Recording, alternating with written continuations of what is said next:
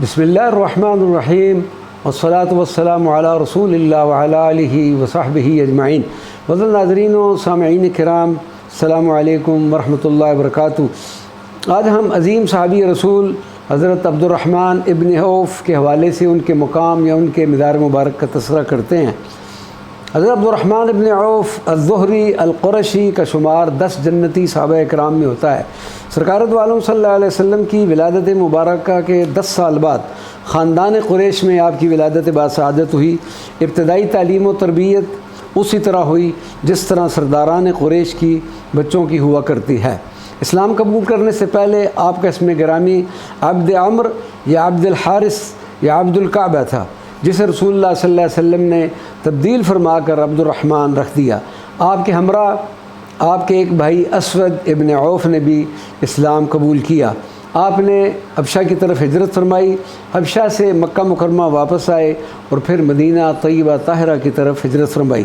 مواخات مدینہ کے نتیجے میں عظیم انصاری صحابی حضرت سعد بن ربیع خزرجی کے بھائی بنائے گئے، جنہوں نے اپنی سب نعمتیں آپ کو پیش کی اور کہا کہ میں اپنی ایک بیوی کو بھی طلاق دیتا ہوں، آپ اس سے شادی کر لیں، جس پر حضرت عبد الرحمن ابن عوف نے فرمایا بارک اللہ فی اہلک و مالک ولیکن دلنی علی السوق۔ اللہ تبارک و تعالیٰ آپ کے مال و اہل و عیال میں برکت عطا فرمائے، آپ مجھے صرف بازار کا راستہ دکھا دیں۔ حضرت عبد الرحمن ابن عوف نے مدینہ منورہ کے بازار کا رخ کیا اور خرید و فروخت کا کام شروع کر دیا۔ چند ہی دنوں میں آپ کی تجارت میں اس قدر خیر و برکت ہوئی کہ آپ کا شمار مدینہ منورہ کے امراء میں ہونے لگا۔ حضرت علی رضی اللہ تعالیٰ عنہ فرماتے ہیں کہ رسول اللہ صلی اللہ علیہ وسلم نے ارشاد فرمایا عبد الرحمن ابن عوف وکیل اللہ فی الارض، کہ عبد الرحمن ابن عوف زمین میں اللہ تبارک و تعالیٰ کے وکیل ہیں۔ حضرت ابن عباس رضی اللہ تعالیٰ عنہما فرماتے ہیں کہ ملک شام کے تاجروں کی طرف سے سامان کا ایک قافلہ حضرت عبد الرحمن ابن عوف کے پاس پہنچا، جسے آپ نے رسول اللہ صلی اللہ علیہ وسلم کی خدمت اقدس میں پیش کر دیا، جس پر آپ صلی اللہ علیہ وسلم نے حضرت عبد الرحمن ابن عوف کے لیے جنت کی دعا کی۔ اسی اثناء میں حضرت جبریل علیہ الصلاۃ والسلام تشریف لائے اور فرمایا ان اللہ یقرئک السلام ویقول اقرئی عبد الرحمن السلام وبشرہ بالجنہ، کہ اللہ تبارک و تعالیٰ آپ کو سلام دے رہا ہے اور کہہ رہا ہے کہ آپ عبد الرحمن کو سلام پہنچائیں اور انہیں جنت کی بشارت دیں۔ سبحان اللہ۔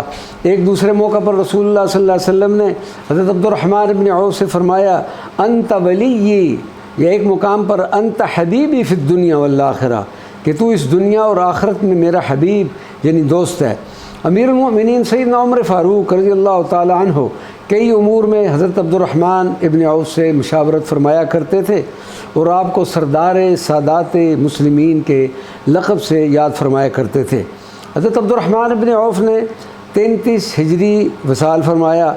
امیر المؤمنین حضرت عثمان غنی نے آپ کا جنازہ پڑھایا۔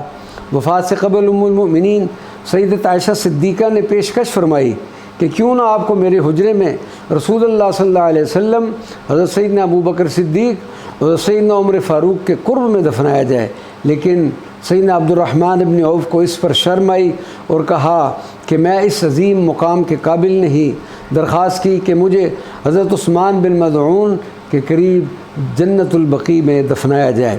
مدار مبارک حضرت عبد الرحمن ابن عوف کو آپ کی وصیت کے مطابق جنت البقیع میں حضرت عثمان بن مظعون کے قرب میں دفنایا گیا، لیکن اردن کے دارالحکومت عمان شہر سے باہر ایک چھوٹی سی پہاڑی جس کا نام اوف گاؤں ہے، آپ کا ایک مدار مبارک معروف و مشہور ہے، جہاں پر الحمدللہ ہم نے بھی زیارت کا شرف حاصل کیا۔ اللہ تبارک و تعالیٰ ان 10 مبشرہ صحابہ کرام کے فیض اور ان کی برکت ہمیں بھی نصیب فرمائے۔ وما علینا الا البلاغ المبین۔